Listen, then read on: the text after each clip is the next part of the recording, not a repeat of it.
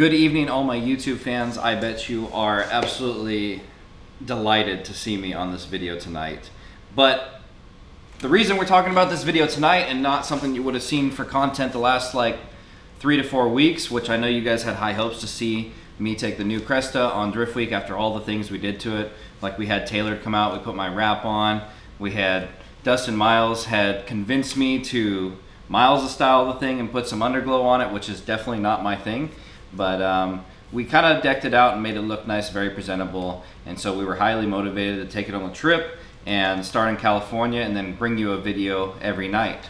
Now, we did have a guy fly out. Well, he was intentionally going to fly out and meet us, and he was going to film the whole trip, make sure all of our videos were up, because before, when we were doing it with Ian, it was very hard to be able to send footage over the internet or whatever, Google Drives. I'm not too like, I guess to say, oh, what's that word I'm looking for? Tech savvy, that's what it is. I'm not too tech savvy in that field. So we decided to have a guy come out, that way we can get everything up and you guys can be happy and put this on your TV with popcorn at home. But unfortunately, it was a devastating start. Instantly, as we opened the gate and walked into Willows, I'm not even joking, the moment we pulled into the parking lot, the whole car started smoking. Now, be mindful. As some of you may know, you were watching my stories and some posts that we had before we actually made it to California back when we were in Atlanta a few weeks prior. This car is known to have problems. It's had problems for a long time. We thought we worked out the kinks, and we spent a good week and a half in Atlanta. We took the whole motor down, machine shop, everything. I put new pistons, rod, crank polish, new bearings, the whole nine. Like everything that I thought would make me really comfortable to take the car on the trip, run the boost that I wanted to run, and then still be reliable to make the street drives in between. So spent a pretty good chunk of money to get that all done, and I felt very confident, but unfortunately things did not work out the way I thought it was. And I do have a point to this video that I kind of want to share with the drift community. I know I've said this before, but sometimes when you get into a rush or you cheat or cut a couple corners here and there just to make the drift event, it sometimes doesn't work out the way you would like it to. And this case right here is really what slapped me in the face and caused everything to go downhill. Now, unfortunately, we didn't even get much drive time at Grange. Something I have never seen before, I did swap out. I put a coil radiator in the car before I took it over, and this would have essentially been our first test day before going to Drift Week to kind of make sure everything was fine. And I just remember the temps started hiking, and I went ahead and pulled off track, and I thought to myself, like, okay, maybe the fan switch or something simple. Pull into the pits, pop the hood, Dustin standing right there, and I shit you not, there was not even a drop of water from the lower radiator hose. It just blew off, and I don't even understand how it did that to begin with, because it was clamped very well. So right then and there, we went ahead, put the clamp back on, filled it up, went out, and it didn't even take but one pull for literally the same exact thing to happen again. So we decided, well, maybe it's time to put a new clamp on it, and we found one. Unfortunately, we couldn't find it while we were there because we're out in the sticks. I mean, if you've ever seen Grange before, it's like a 6 mile an hour or a 6 mile road of just dirt and a bunch of 4x4s out there. So after we had wrapped up with Grange and made our way back into LA, this was kind of our, I think we had like 4 or 5 days of downtime. Originally, Dustin and I were at SEMA, and so we both came together, went to SEMA, and brought everything to go to Drift Week. That way we can just have a few days to relax and actually do the trip fundamental, per se, because I personally like to call Drift Week Misery Week. It is the definition of sleep deprived and completely worn out by about the like 10th day mark. So we wanted to really prepare ourselves for what was about to come. Fortunately, I will say the best part of the whole trip is Coco's curry. If you have not had Coco's curry, it should be like your wish list for Christmas. Not even kidding. We ended up going twice out there. I told all the boys, like, listen, this is the stuff we used to have in Japan. It's basically fast food to them there. It's cheap, and it is delicious. So, best part of the trip. Anyways, pulling into Willows as we kind of work through this mediocre storyline that I put together in my head. I was down immediately. As soon as I figured the motor was toast, I was ready to call it quits and go home right then and there. Later that night, obviously, all the crew, Losey's guys, Fielding, Brandon, Dan, they all motivated me to just at least give it a shot. So we looked at finding a machine shop, sending the head gasket out, sending the head out to get it decked, get a new head gasket, and we kind of had everything in order to do that. But unfortunately, the next day when we went and we pulled the head, basically every ARP except two of the studs just broke loose with absolute ease. So that was kind of the first step going into this, that I was moderately concerned that like something else is messed up in a higher matter. So as we went ahead and pulled the head off, I could see it.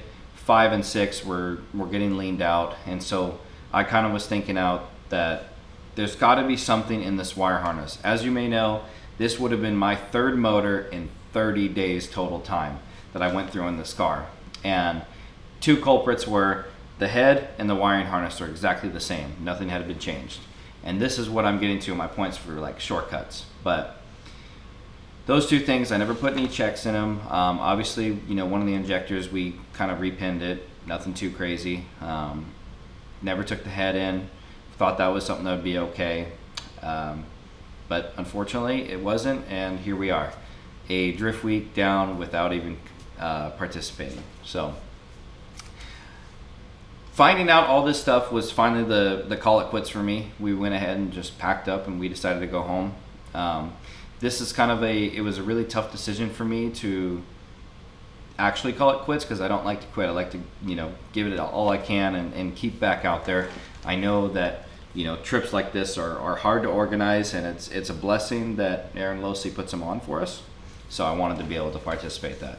But sometimes in the drifting world that I have noticed is when you get to a point that you are absolutely kicked when you're down, it's sometimes better to just drop back and punt, regroup, and actually fix the car right. So my plans with that car right now is it is going to be my practice car. Obviously my white car will be the car I run in Formula Drift next year.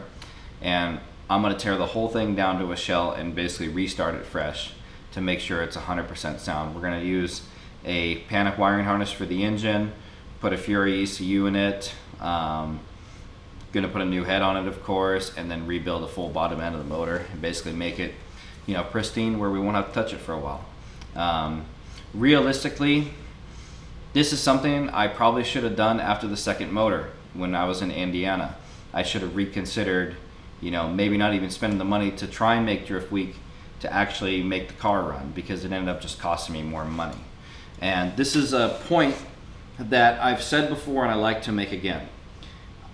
I see this on a regular basis. For example, you go out to park and you have guys who will spend the $100 for the entry fee, and they're working all night, they're getting out there, they're sweating, they're tired, and they'll get out there and they do a lap or two and the car immediately breaks.